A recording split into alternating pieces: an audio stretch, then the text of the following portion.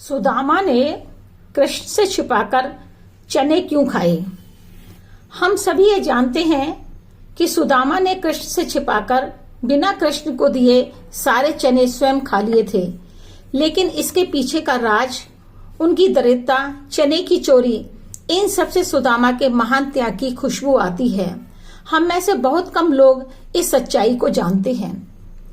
एक बहुत गरीब बुढ़िया अपना जीवन यापन भिक्षा मांगकर करती थी और छोटी सी झोपड़ी में रहती थी। एक बार उसको लगातार 5 दिन तक कहीं से भी भिक्षा नहीं मिली, जिसके कारण पानी पीकर एवं भगवान का स्मरण करके ही सोना पड़ रहा था। सौभाग्य से छठे दिन उसको किसी ने 2 मुट्ठी चने भिक्षा में दिए। भिक्षा लेकर जब तक कुटिया में पहुंची, रात हो गई। उसने सोचा क्या पता कल भिक्षा मिले न मिले, इसलिए अब रात में न खाकर सुबह गोपाल जी को भोग लगाकर खुद भी खा लूंगी। कपड़े की पोटली बना चने उसमें रखकर सो गई। बुढ़िया के सोने के बाद चोर उसकी कुटिया में चोरी के उद्देश्य से आए। सामने कपड़े की पोटली देख सोने के सिक्के समझकर उठाकर चलने लगे कि तभी बुढ़िया की आहट के कारण नींद खुल गई और उसने शोर मचा दिया। शोर सुनकर चोर पोटली लेकर भाग गए।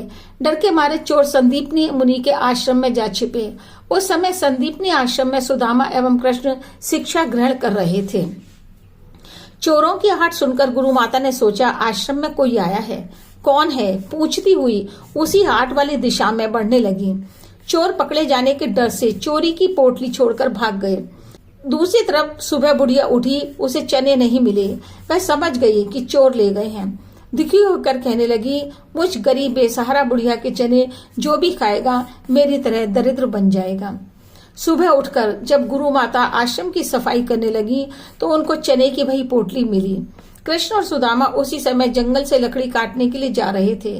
गुरु माता ने चने की पोटली सुदामा को देते हुए कहा, जब भी भूख लगे दोनों मिल बांटकर खा लेना। सुदामा तो जन्मजात बहुत बड़े ब्राह्मण एवं ज्ञानी थे। चने की पोटली खोलते ही सारा रहस्य उनकी आंखों के सामने चलचित्र की भांति चलने लगा। सुदामा ने सोचा, गुरु माता के अनुसार चने दोनों को बराबर बांटकर खाने हैं, लेकिन मैंने त्रिभुवन पति श्री कृष्ण को दे दिए तो अनर्थ हो जाएगा। मैं अपने जीते जी श्री कृष्ण को दरिद्र कैसे बना सकता हूँ? इसलिए चने कृष्ण से छिपाकर मैं स्वयं खाकर खत्म कर दूंगा।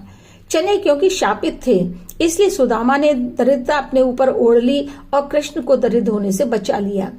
इतने बड़े त्याग के बाद भी सुदामा की छवि एक चोरी से खाने वाले चने की बनी हुई है। उन्होंने केवल चोरी का इल्जाम ही अपने ऊपर नहीं लिया, बल्कि दरिद्रता भी ओढ़ी और श्री कृष्ण को दरिद्र होने से बचाया।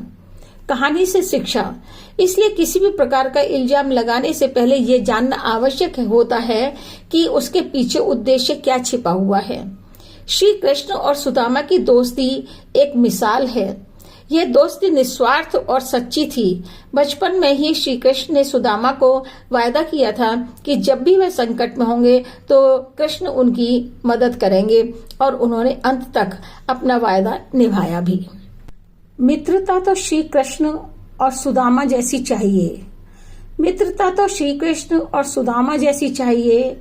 एक कुछ मांगे नहीं, दूसरा सब जान जाए इसको क्या चाहिए। दूसरा सब जान जाए इसको क्या चाहिए।